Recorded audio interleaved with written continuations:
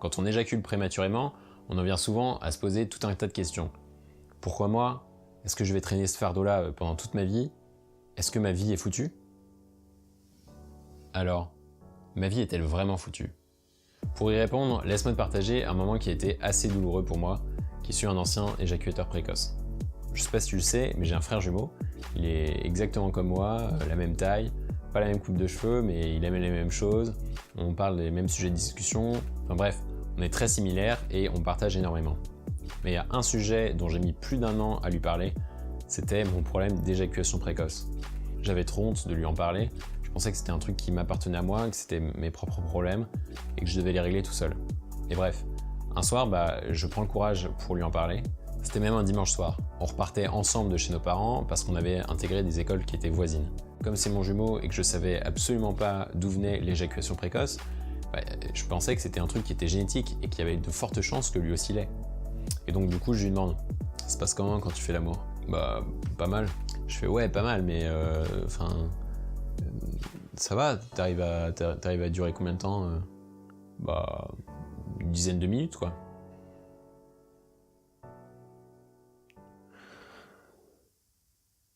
À ce moment-là, j'étais effondré. Je lui ai expliqué le truc, sauf que lui, il était désolé, mais il pouvait rien faire pour moi, il était incapable de comprendre ce que je ressentais. Il faut dire qu'à ce moment-là, je me sentais terriblement seul. C'était un épisode qui était peut-être très douloureux, mais en fait, je pense qu'il a été assez bénéfique, parce qu'il m'a permis de me bouger les fesses et d'essayer de trouver de l'aide.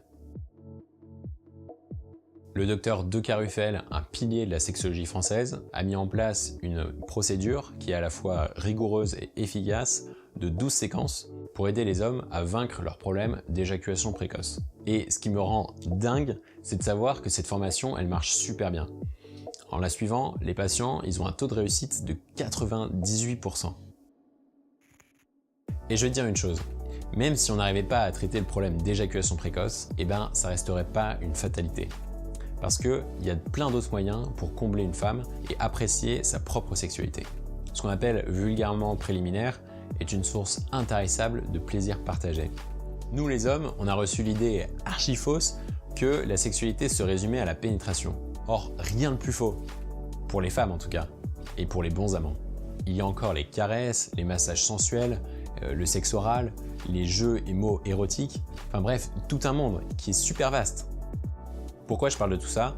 Parce que si tu veux sérieusement apprendre à durer plus longtemps, il faut que tu apprennes à développer ta sensualité, à aimer les caresses, à aimer les mots, à aimer les gestes sensuels. Tout ce qui fait partie de la sensualité et qui est plutôt du domaine des femmes que des hommes. En conclusion, non, ta vie n'est pas foutue. L'éjaculation précoce, ça peut se traiter et c'est loin d'être une fatalité. Si tu veux savoir comment passer de 30 secondes à 30 minutes au lit, je te recommande vivement de télécharger le guide juste en bas dans la description.